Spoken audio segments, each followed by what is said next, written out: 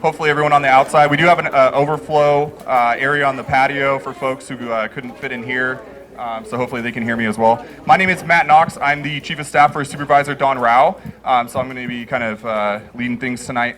I appreciate everyone coming out here to talk about the release of Ross Wollschlager into the community of Joshua Tree. I know it's a very important issue, and obviously, just judging by how many folks turned out today, there's a lot of, obviously, opposition to that. So I just want to appreciate you guys for taking the time to come out and discuss this important issue.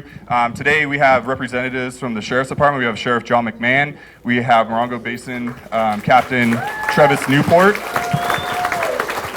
We have San Bernardino County Supervisor Don Rao. We have from the District Attorney's Office, we have Maureen O'Connell.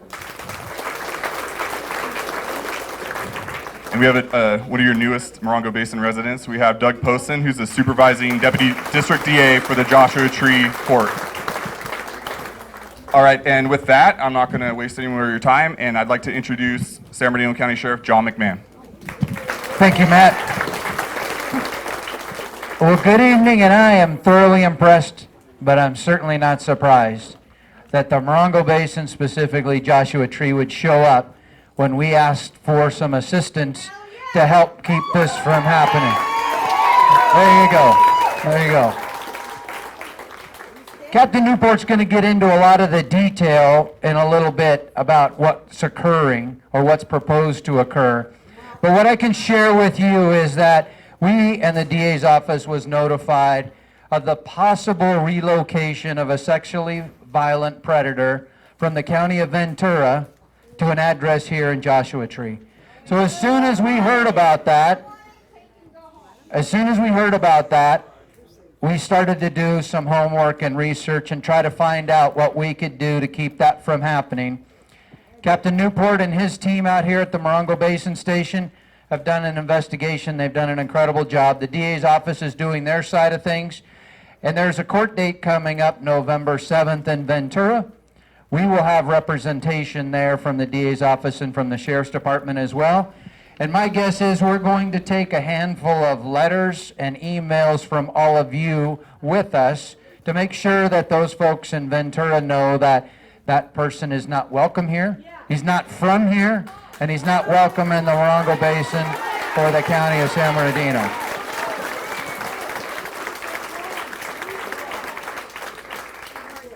Although there's a court process involved and the DA's office representation can talk about that in a bit, we will do everything in our power to keep this from happening, and we're partnered up with you to make sure we keep the community safe. There's no reason that somebody like that should come to this community and take some of those valuable, limited resources for law enforcement in this community.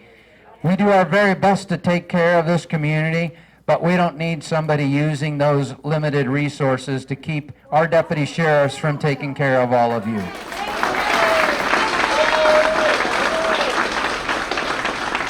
So to keep this moving, let me introduce our supervisor for out here, Don Rao. I'm sure you all know her. She's been very involved in this from the start. She's up to speed on what's going on, and she truly supports our efforts to try to keep this from happening. So, your supervisor, Don Rao. Thank you, Sheriff. I want to thank all of you for coming tonight, but I especially want to thank all of our deputies in uniform, our sheriff, his team, and our district attorney's office. So it is a collective effort of all of us to include you as our citizens moving forward, to let this judge know that this is not an appropriate placement for this sexually violent predator. And I really appreciate everybody coming out tonight on such short notice. I know people rearrange plans. I see superintendent of schools over here. I see teachers. I see grandparents and parents and kids. And this is why I love living up here. I live in Yucca Valley. I often teach at Joshua Tree Elementary as a substitute, although not recently. And I'll tell you what, this predator is going to pass by our homes, by our schools, by bus stops, and it is not an appropriate place for somebody like this. So I really do encourage you to speak up. It will make a difference to receive your emails and letters when the DA takes them to court. And if possible, if you have a questions card that you want to turn in that you have not turned in, if you will quietly just hold that up and somebody from my team will come around and collect it from you, and we'll make sure that all those questions get answered. And I'm going to hand it back to Matt to continue on tonight. Here you go. Thank you, Supervisor Rao. And also, most of you got the handout. There was 2 handouts. One was a sample letter, and then the other was some kind of background information about what's going on. So we ran out of those. Obviously, we had such great turnout, we didn't anticipate that, but we actually had one of our staff members, he's going out and getting some more copies made, so when he arrives, just go ahead and I'll ask people to raise their hands who didn't get a copy, and we'll get that out to you.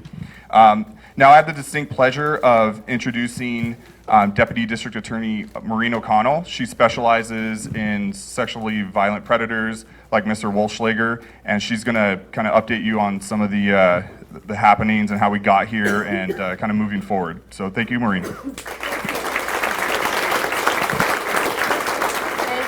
Thank you, everyone. Can you hear me okay? Yes. All right. Let me give you a little bit of his criminal history before I step into where we are today in the legal battle. Ross Wollschlager is a resident of Ventura County, has always lived in Ventura County his adult life, and he's committed all his crimes in Ventura County. He was charged with 4 counts of forcible rape in 1983. In those circumstances, he would break into people's homes and rape women who were sound asleep at the time. He was convicted of 2 counts, and 2 other counts were dismissed as part of his plea agreement, and he was sentenced to 8 years in state prison. He got out of state prison in 1987, and in 1990 was convicted of molesting a 10-year-old little girl. Same scenario where he's a voyeur. He peeps in on people and knows where his victims lie. He broke into the home while everybody was asleep at night, and in the room were 2 little girls, a 10-year-old and a 9-year-old.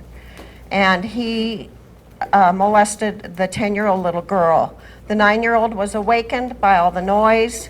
She ran for help, got her parents, and they chased them out of the house. That got him back into state prison. He's not in state prison now because he was adjudged to be a sexually violent predator. And then he becomes what they call civilly committed. He's no longer a parolee. So he's been at Coalinga State Hospital since he got out of prison.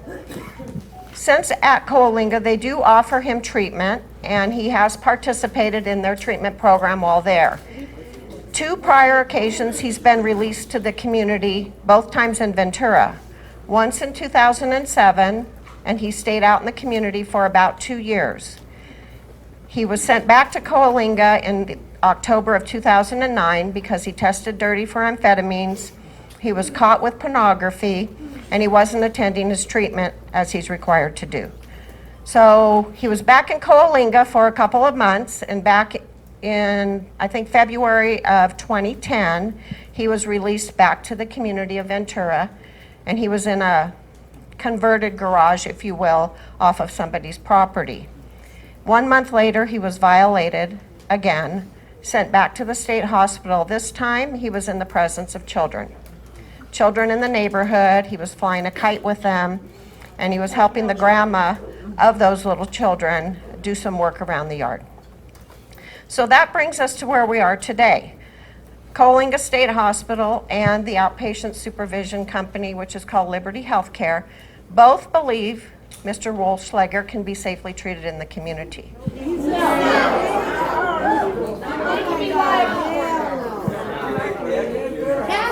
Okay, the law, as it's written, requires him to be housed in his county of domicile and the county that committed him to the state hospital.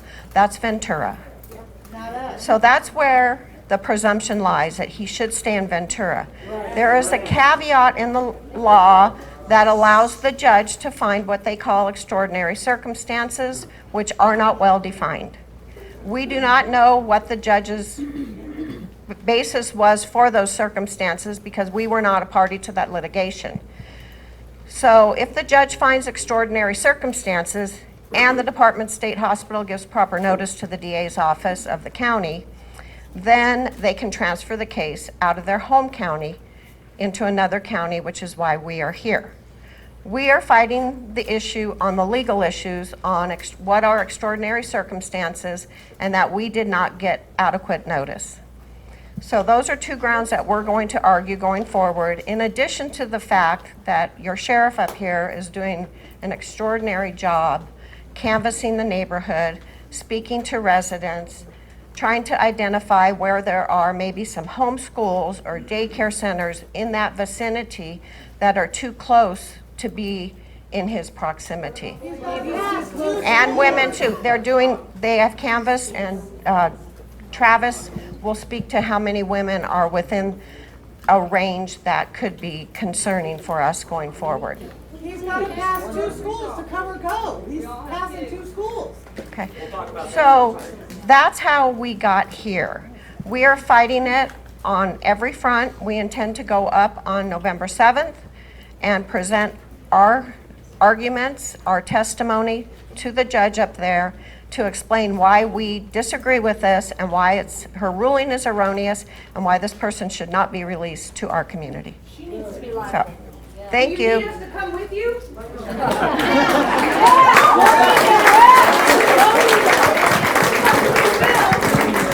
Thank you, Maureen. Look, I know everyone's passions are running high right now, but we are going to have a section towards the end about, questions and everything. So if you could just hold your comments and things until the very end.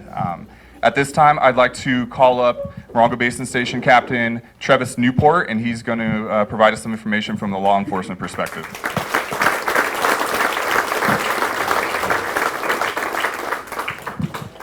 All right, thank you, Matt. Good evening. My name is Travis Newport. I'm the captain here at the Morongo Basin Station, as was mentioned. And see, Maureen, I told you this is a very close community, and they're not going to go down without a fight. Absolutely. As directed by Sheriff McMahon, detectives from the Morongo Basin Station were tasked with conducting a thorough investigation with regards to the neighborhood surrounding the proposed residence located at 1375 Conejo Road to be inhabited by this sexually violent predator. The purpose of this investigation is to identify areas of concern with such a placement within our communities, specifically to identify those in danger of being victimized. Women and children are being considered to be at the highest risk of being victimized, which fall within the parameters previously identified via this subject's past crime patterns. This information will be submitted to the San Bernardino County District Attorney's Office for use in upcoming court proceedings in opposition of Wollschlager's placement into the Morongo Basin. Detectives have since been working tirelessly, going door to door, and conducting interviews with those who might be impacted by this placement. To give an idea of the investigative parameters we set forth with regards to residential contacts, the grid searches are within the areas of Sheber Road and Winters Road to the northwest, Winters Road and Center Avenue to the northeast, Sharp Terrace Drive and Mason Drive to the southwest, and Starlight Street and Center Avenue to the southeast.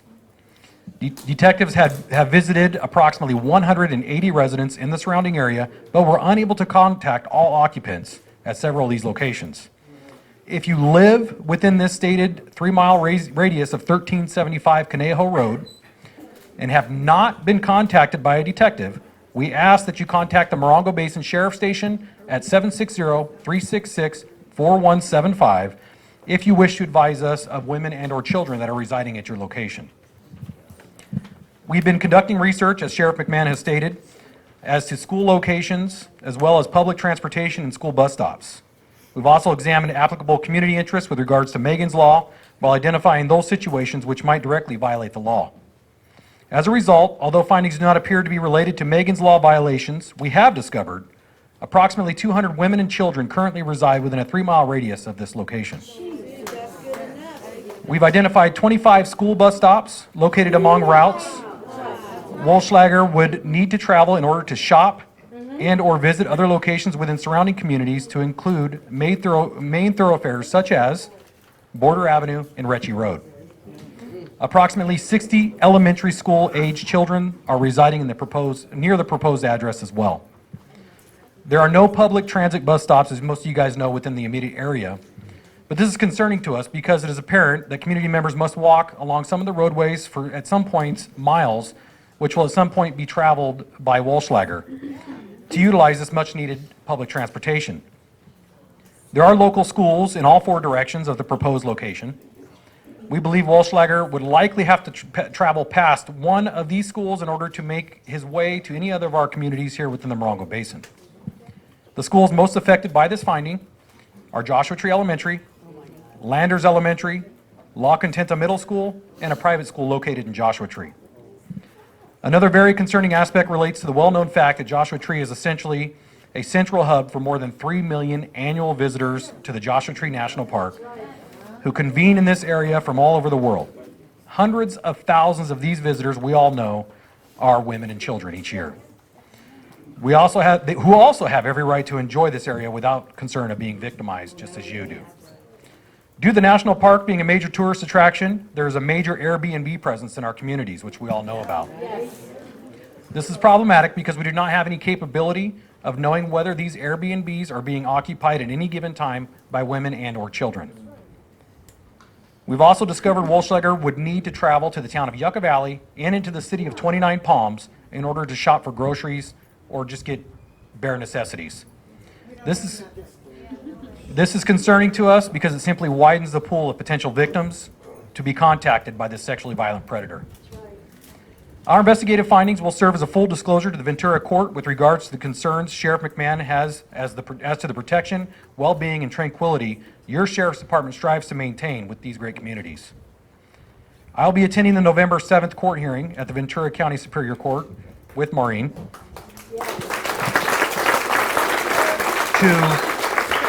to testify about the concerns we have regarding the safety of our communities as well as the operational impact Wollschlager's placement in our area might have on the Morongo Basin Station. We will continue to attend community meetings and invite the public to express any concerns you might have about this issue. Regardless, your deputies will continue working very hard to maintain the level of service you expect, and we certainly share in your concerns as to the potential placement of this sexually violent predator in our area. Again, and you guys also have to remember, a lot of our deputies, they have wives and children that live here as well. We have just as much interest as anybody else. Again, we're asking for the support of all communities within the Morongo Basin, as for the reasons stated. It just does not affect Joshua Tree, it also affects Yucca Valley and 29 Palms, Johnson Valley, Landers. Absolutely, the base. This can be best accomplished by voicing your concerns and opinions via the methods provided in the handouts you're receiving today, as well as by the methods we have previously provided in press releases. Again, folks, I can't stress it enough. We welcome your statements, your comments, your concerns. We're here to serve you guys, and we're here to fight for you guys. Thank you very much. Can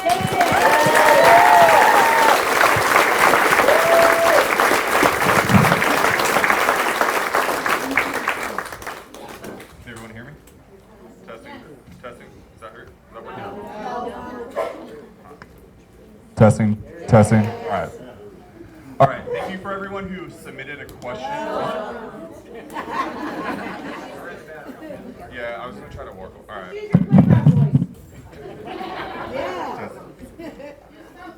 All right. Well, I'm gonna go ahead. I was planning on walking around and letting people who submitted cards actually ask the question, but the roving mic isn't working, so I apologize. So instead, I'm gonna go ahead and ask the questions, and if Maureen, Doug, and Travis and the sheriff, you wouldn't mind trying to answer the question as best you can, depending, I guess, on the subject matter. So, all right, Stacy Henson, she asked, is there going to be 24-hour tracking besides the ankle bracelet? The bracelet is more after. I can't get the right. So, is there going to be more than 24-hour tracking besides the ankle bracelet? I can speak to that from what I know of other sexually violent predators who've been put out into communities. They typically have 2 GPS monitors on, and they are monitored 24/7. They are not monitored by our local sheriff, however. They are monitored by Liberty Healthcare. And I hope that answers your question.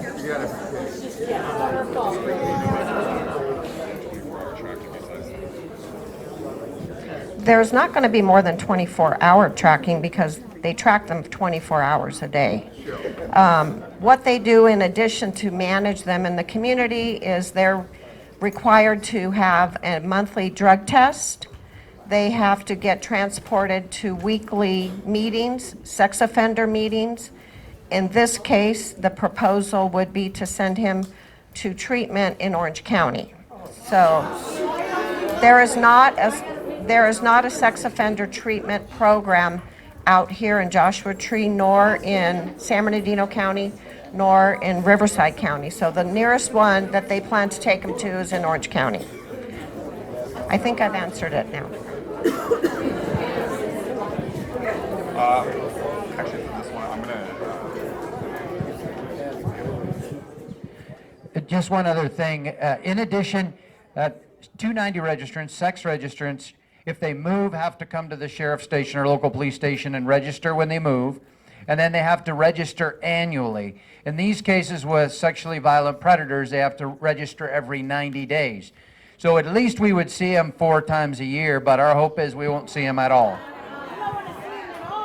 Thank you, Sheriff. I'm gonna call on Tonalisa Rugas to come up here real quick and give a statement because, well, why don't you come on up? So, Tonalisa, she actually lives right across the street from the proposed address, and she has a statement that she'd like to read. Thank you. Yes, thank you for letting me speak here today. Unfortunately, I'm forced to do so because my house is 2 to 3 minutes walk from the house where it is proposed that this gentleman would live. I live alone.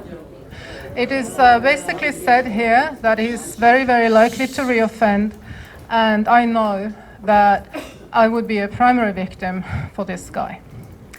For that reason, I will strongly protest this decision. My husband is a traveling sound engineer, and he's on the road for most of the year when I live on my own. And also surrounding the chosen house, on both sides, live 2 other women who also live alone. Across from him to the south is a 10-year-old girl residing, and behind him a 4-year-old girl. So they have basically put this man in the middle of an enclave of women who live alone and girls in the right age for him to prey on. Now, the offenders rehabilitation facility is 84 miles away. He has to pass schools, like was said here, regardless of where he goes and does his shopping for his essentials. I understand that he's not allowed to do that, but they're not giving him any choice. There has been things said here about ankle bracelets and GPS. Everyone who lives in the area where I live can testify that GPS works really, really badly.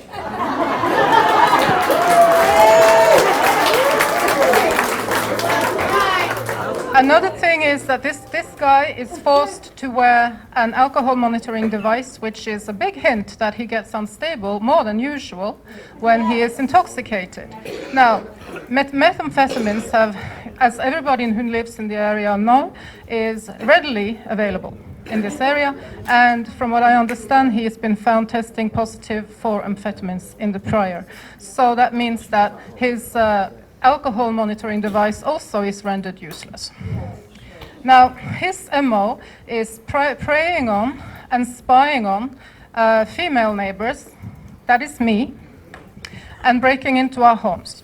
We live in an area where the temperature often rises to 115 in the summer. We cannot be expected to live in prison with all our windows and doors shut. Moreover, most rapes happens during the day, so we are likely to be targeted while we go about our normal business on our own properties, hanging laundry, watering our yards, tending to our animals, and tending to our guests. Now, I'm going to give this back to you in a second. But what I also will mention, which fly. What I also will mention here is that I already have contacted a realtor to see if it's possible for me to sell my home and move from a home that I love deeply. I very much feel a part of the community here, but I will have to sacrifice that for my own safety. I came out here because I feel free here, not because I have to live imprisoned by a sexual violent predator. My realtor tells me that the equity of everybody in the street and the street over will go down by 50% as a result of this. So you're all going to be losing money. If we even can sell our homes. Also, I own the neighboring house, which I rent out to tourists. It is accepted on all vacation rental platforms as suitable for families, and that is something that I've chosen to do because the house is in, it's suitable for it. Now, I feel responsible for my guests. Being a host, I can testify that the people who come visit are families, they are couples, and they are very, very often single women. This renders my business worthless overnight because of liability issues. Now, in light of all of this, I feel that the decision is an assault on a neighborhood, which recently had another sex offender living in the house across the street from this proposed home. This person hadn't reoffended since 1989. He was found holding two 14-year-old girls captive, plying them with methamphetamines to be able to keep raping them for 2 weeks. When he finally was arrested and incarcerated, they found 10 pounds worth of meth in his house, numerous amount of firearms, and the said girls. Also, he was dealing with the local drug dealers, bringing crime into our area. We were very relieved when this man finally was incarcerated and we could reclaim our neighborhood. Now we feel that exactly the same thing will happen again. So, regardless of downturns in regards to our financial revenues for the businesses that we try to run on our properties, eking out a modest living, and our equity, I think the general feeling of everybody in the area and in the community as a whole, and also including the DA's office, the sheriff's office, and everybody involved, is that we can no longer bear living in fear of sexual predators in our community. Thank you.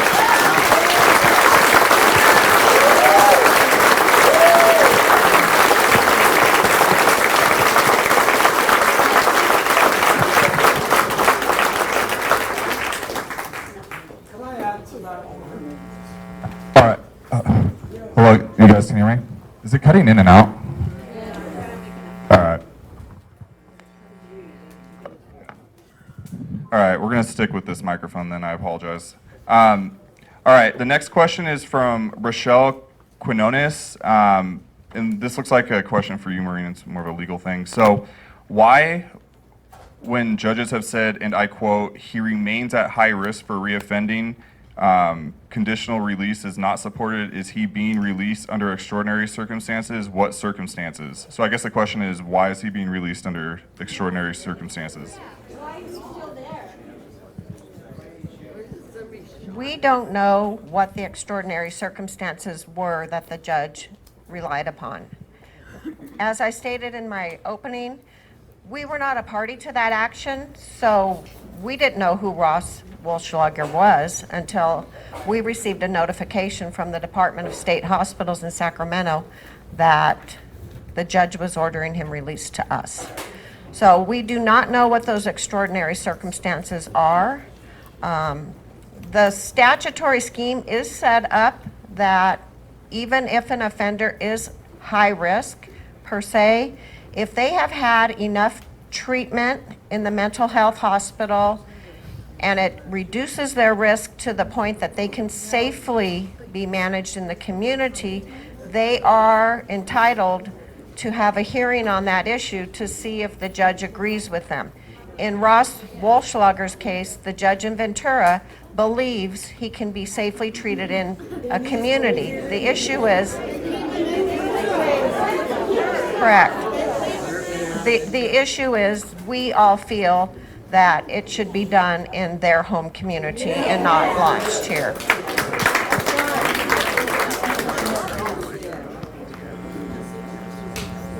Okay, I'll just keep the mic and answer some questions sequentially, okay?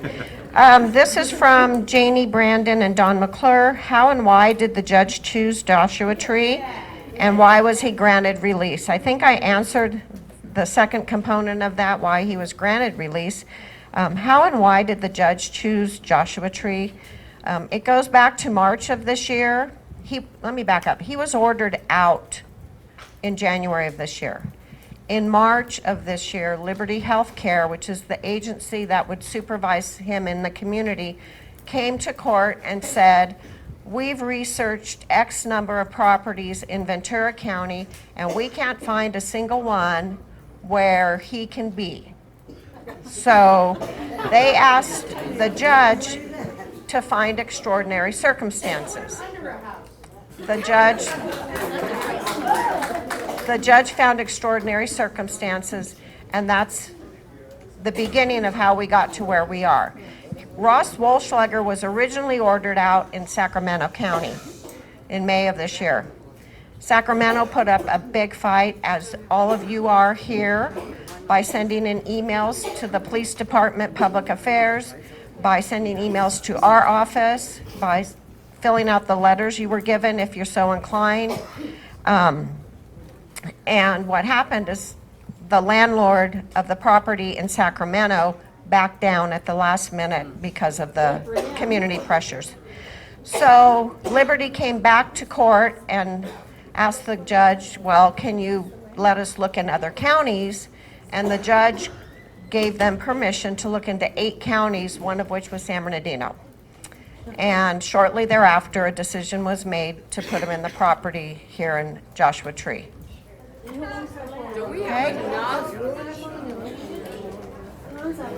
Okay, let me move on. How is Ventura County allowed to do this, and what can we do to stop it? Manuel Herrera, thank you. Ventura County is allowed to do this. There is a provision in the code we've been talking about that if there are extraordinary circumstances, and we do not know what those were at this point, the judge can find those and give notice to us in a timely manner and approve sending a sexually violent predator that should stay in their own county somewhere else. What can you do to stop it? Send in your comments, as we've said, to the portals. Work with your sheriff here. If you know of any homeschools, daycare centers, anything like that, women's option house or something like that, in that sphere of influence near this proposed location, you can help the sheriff do their tactical work on ground to help us present all that information and evidence to the judge in November. Okay. Melissa Anderson, who's a realtor. If placed in our community, what is the length of time and term that they will be monitoring him for? That's a very good question. It is a 1-year term, after which he can apply to be unconditionally discharged, which means not supervised anymore. So.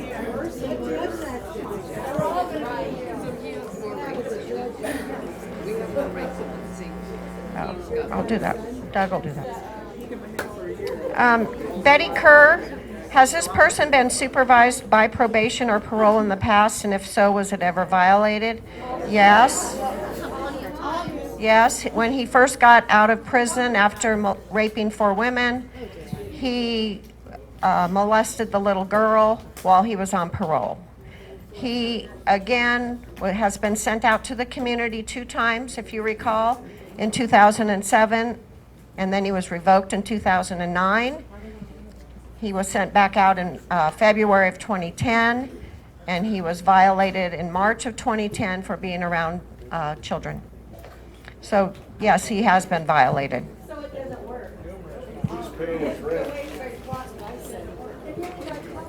Linda Hoffman, how can the judge decree that Joshua Tree can house this monster? I have daughters and granddaughters that need protection, and what about me? Good questions.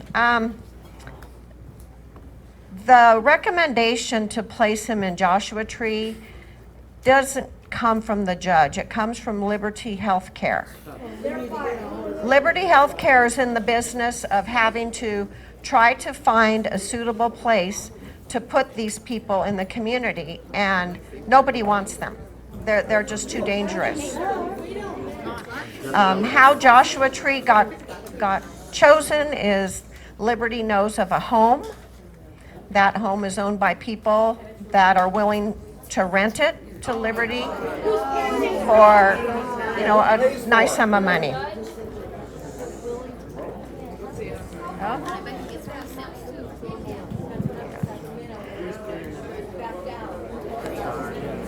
Right. I don't know the amount, but it's more than market rate.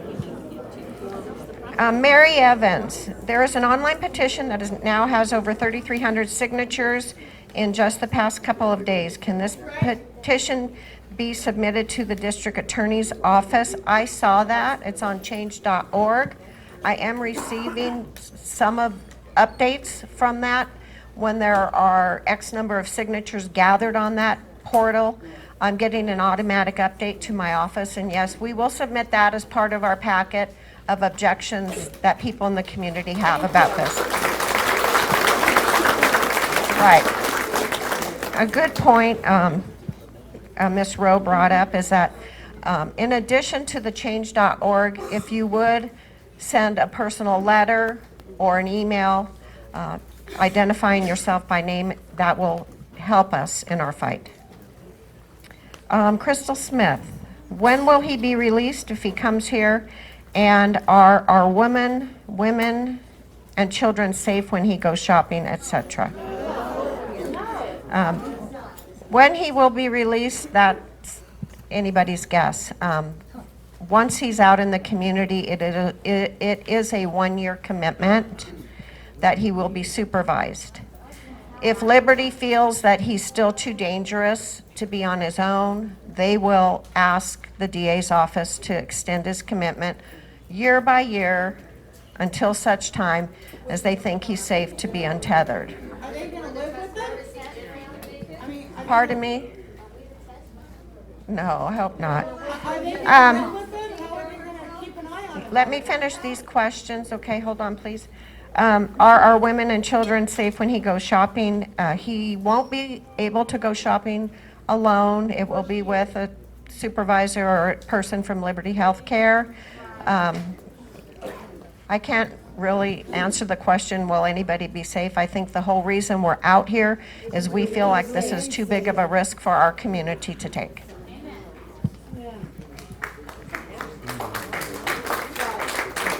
Mary Lee Miller, what do we know about this judge? Was she elected or appointed, and if appointed, by whom?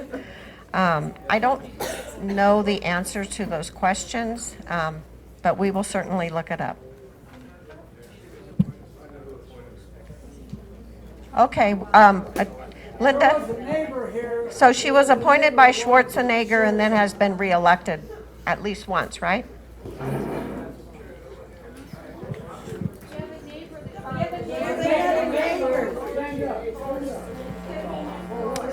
Okay, this question is, why does the 3 strikes law not apply to this case? Well, his last conviction, the conviction for molesting the 10-year-old, didn't happen until 1990. Unfortunately, the 3 strikes law was not in effect at that time. The next part of the question is, with the number of times he's been accosted and convicted and sentenced, or excuse me, arrested, convicted and sentenced, why is this even an issue to be debated? Well, I think that one kind of answers itself. Shouldn't he automatically be a candidate for the 25 to life sentence? Again, his convictions took place before 3 strikes and before some of our, what we call now our 1-strike sex offender laws, and he's not eligible for that, so that's not something you can go back in time and apply, and that's why. Well, let's hope not. This next question is, well, I think pretty important. Is it because Ventura County doesn't want to pay to feed and house him for life? And as a proud resident of this county, and in fact this community, I can tell you I have some thoughts about Ventura County on this matter that I won't be sharing, not with the cameras here. If you want to talk to me after, I'm happy to do that. Thank you, Doug. And I'm going to have Captain Newport come up here to address a question related to law enforcement. Okay, I have just one question here from Melissa. She's a realtor. Will any contribution or payment be made to our local law enforcement for additional monitoring in the area? The answer is no. And that's the unfortunate part. So not only will there not be any financial reimbursement to our county, but it also taxes our resources that are already kind of scarce. And you folks, I think you folks can agree, we do our best to try to keep you guys as safe as we possibly can, day in and day out.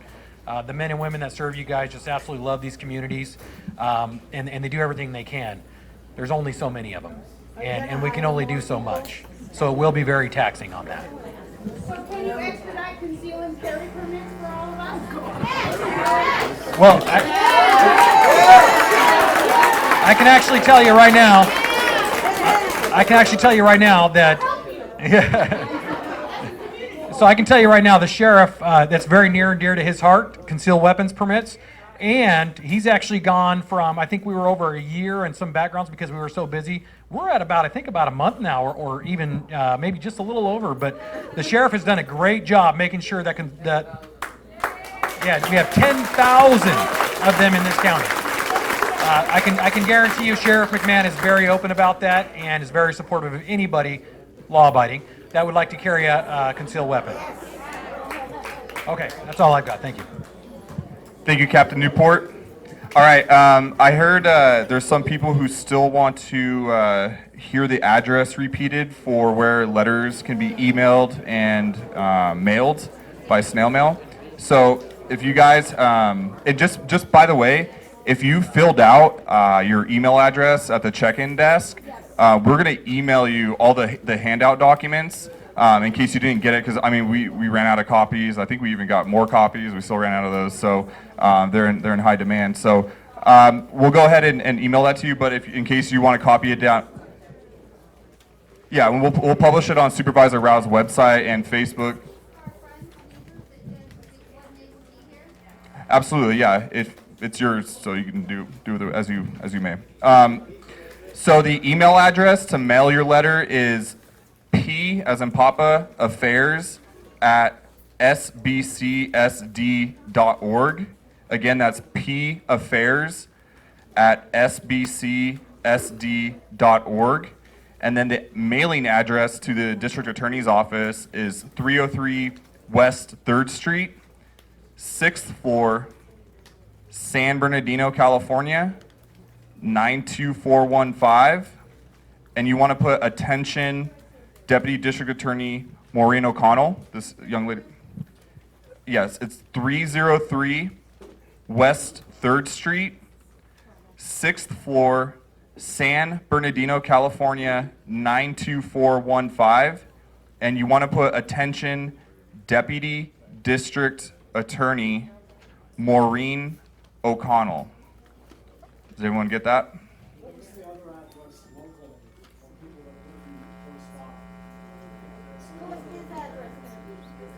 Who's his? For Captain Newport? Are you looking? What address are you looking for? Whose address? Oh, yeah. It's was it 1375? Yeah, 1375 Conejo.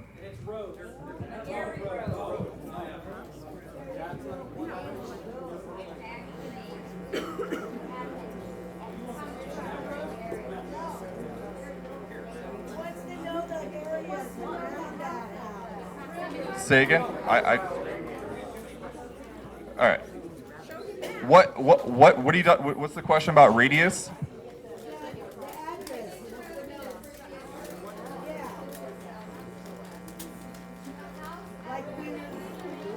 That's what 1375 Conejo.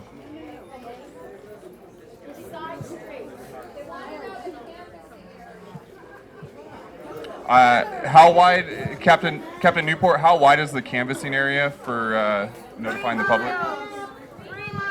So, correct, ma'am. It is 3 miles. That's what we've done. Mostly in most court cases, Maureen can say that, hey, a quarter mile is most of Jessica's law, Megan's law type issues. But what we want the judge to understand when we go up there on November 7th is that we are a community that's a little more spread out. We are not the middle of nowhere like they think. But we want them to understand that the 3 mile radius does have a difference. It does make a difference. And that because we are a little more spread out, we believe that we deserve that right to bring those people forward. Thank you. And again, if you want to get the documents again that were handed out today, make sure you sign up on the email list that's outside. And tomorrow we will go ahead and email that to you. And does anybody, Can you show us the map? Please.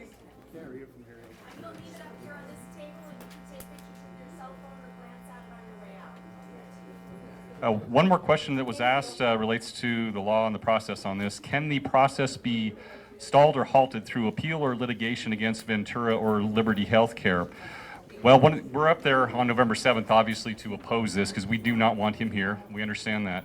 However, if the ruling is not in our favor, the district attorney has indicated previously that we do intend to take a writ, which means we actually go through an appellate process should we lose on November 7th. Thank you, Doug. And Maureen, do you want to have a closing comment? Just ask that there is a sense of urgency to comments.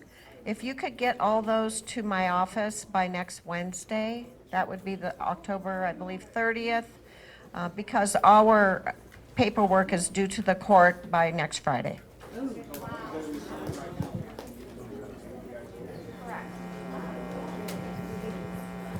All right, well, I want to thank everyone for coming out here. I want to thank the Sheriff, Supervisor Rao, Captain Newport, Maureen, and Doug for spending time out here. And thank you for all your expertise. And hopefully we can band together and keep this guy out of Joshua Tree.